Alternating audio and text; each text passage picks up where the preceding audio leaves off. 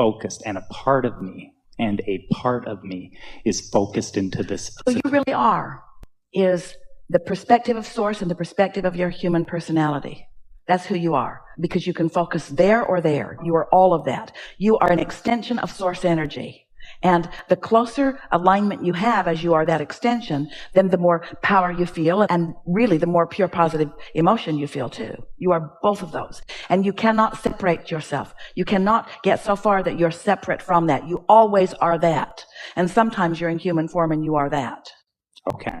So as you said it, a part of me is focused into this physical body, while the greater part of me remains non-physically focused. It's the same thing as saying, I am an accountant and I also like tennis. There are many facets of who you are as you are here in your human form. And so there are many facets of who you are as you're in your non-physical form. And this personality is one of them. I'm just wondering, while I'm focused in this physical body, working, what's this non-physical focus? Focus with you on everything that you're thinking about. So focus right there with you, okay. With usually a different take on everything. Yeah. Always knowing, always loving, never hating, always feeling confidence, never feeling insecure, always with clarity, never feeling confused. When you focus, your inner being focuses with you. But the perspectives may be different, okay, depending upon what you've been practicing or what you've been trained by the people at school that want you to show up on time. So if I'm focused, and because you've also said where I may focus on unwanted, which creates the desire of what I want. Which is really, when you focus on unwanted, you're not out of whack with your inner being, because your inner being knows you came here to sift and sort and decide. So your inner being just has a step 5 moment while you do that. Your inner being feels great while you find new things to put into your vortex with greater clarity.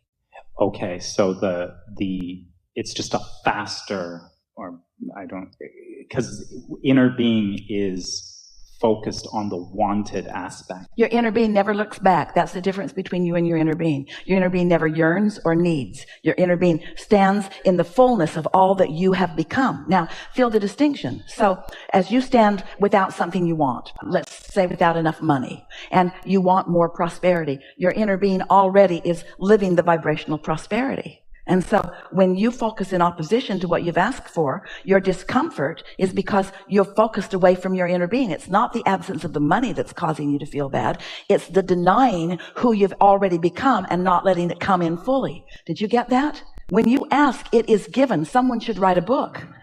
When you ask, it is given. It is yours. It is yours to claim. And when you feel negative emotion, it's because you're looking in opposition while your inner being is looking completely in full embracing of what you've been asking for. Okay. And I don't know how this relates, but there's something about the wanted, like source of wanted.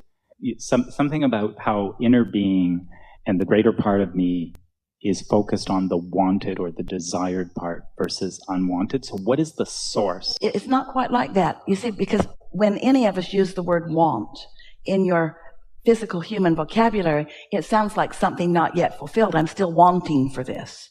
But as far as your inner being is concerned, when you ask for it, it became a vibrational reality because you sifted through the physical environment and through the ethers and identified a desire for it, and it became, and your inner being became it as it became. So now the cooperative components to it are all being gathered, and so it exists as a now reality. But when you look too soon for the manifestation of it, so you deny the existence of it vibrationally, it's your denial of what you have become that causes your negative emotion. We've never said that more clearly. Did you hear it? When you ask for more of something, whether it's a relationship or more money or a different car or no matter what it is, when you ask for it, there is a part of you that now is that. In other words, now you are the person with that. Now you are the consciousness with that. You can't separate the money that you are asking for from you, the holder of the money that you are asking for, because your experience caused you to ask for, you didn't ask for money that you're going to bury in the backyard and be apart from. Although some people do that.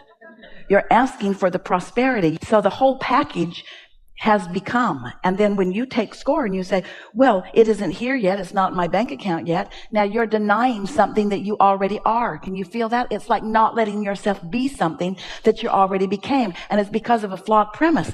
We get it. Humans think that the only prosperity that you really own is that which is in the bank, that the bank agrees with, or that's in your hands, or that other people can see. You're not taking credit or score of your vibrational reality. And so it's important. We got to lay that basis first before any of this makes any sense. So when you feel bad because you don't have something you want, you're not missing on the thing or the person or the money. What you're missing is the you that you created with it. It's the you that your life put into being. And that's hard for you to hear. Someone new to this would be looking up here thinking that there's a crazy woman talking with you, because we're telling you that there's something that exists that you can't see. But you've got to accept that there is a vibrational premise or a vibrational beginning of all things that you are going to see. You've got to accept the reality that these vibrations are turning to thoughts, and that these thoughts are turning to things. And you're up so close to it. You got here and there were things to see. And there were things to smell, and there were things to hear, even though you were feeling, because those around you weren't talking about you creating your own reality in that way. So it took a little while, but it didn't keep you from creating your own reality. You still explored the contrast. Nobody needs to know this in order to fill your vortex full of things and then find a happy moment and let some of it in. That's how most of the world is living, and that's just fine. Life is set up in a way that causes the expansion and the evolution, and it works just fine. You can't stop exploring contrast. You just can't. You live in it. And you can't stop evaluating at all levels of your being what your preferences are. You're born to do that. And therefore you can't stop causing the universe to expand. And better said, you just can't stop your expansion. You just can't stop it. You could not understand it and not acknowledge it, but you can't stop it. So you are constantly becoming this person and this person. And the way you feel, the mood you walk around in, has to do with how conscious you are of this non-physical part of you and how deliberate you are about choosing the thoughts that align you with it. So do you say uplifting things or do you say downlifting things? Do you praise or do you criticize? Do you look for trouble or do you look for upliftment? Do you want to feel good? You have these tools that as you begin to apply them, then, you begin to really feel your ability to direct your thoughts. In the beginning, as we visit with you, as you're sort of catching on to all of this, we explain it to you in the way that we did today, that contrast causes you to create things and you can't see them. But if you will accept that they are there and then get them off your mind and don't try to make it happen, just be as happy as you can be, in those non-resistant moments, you'll get glimpses and you'll start receiving. So if you can separate step 1, which is the asking, and step 3, which is the receiving, then the receiving just gets more and more and more evident to you. And then once you really understand this, once you've got control of your own emotions, which means you want to feel good and you've got the tools to feel good, and you do feel good a good percentage of the time, then what begins to happen is you can deliberately let your mind quiet and let your mind wander, and you can start receiving thoughts about things that are in the process of becoming, and then you get to witness them becoming like you saw them in your mind's eye, and then you've got it. Then you know that there is nothing outside of your ability to accomplish it. Once you show yourself that you wanted it, and that you cooled your jets, that you chilled, that you meditated yourself into non-resistant thought, and then the pleasant thought began to come. And then you began to deliberately think about those pleasant thoughts that are coming. So that now your human thought is joining the non-human thought. Your physical thought is joining the non-physical thought. And now the blending of non-physical and physical is happening. And the ecstasy and joyousness that the non-physical is feeling as you're accomplishing that. You're just romping and yodeling and yahooing and achieving and accomplishing and demonstrating. Esther says that she likes to think of herself as a pointer. She just points in the direction of things and they actualize around. That's what it's like. You just identify and don't get in the way. That's your work as creators. You're not human doers.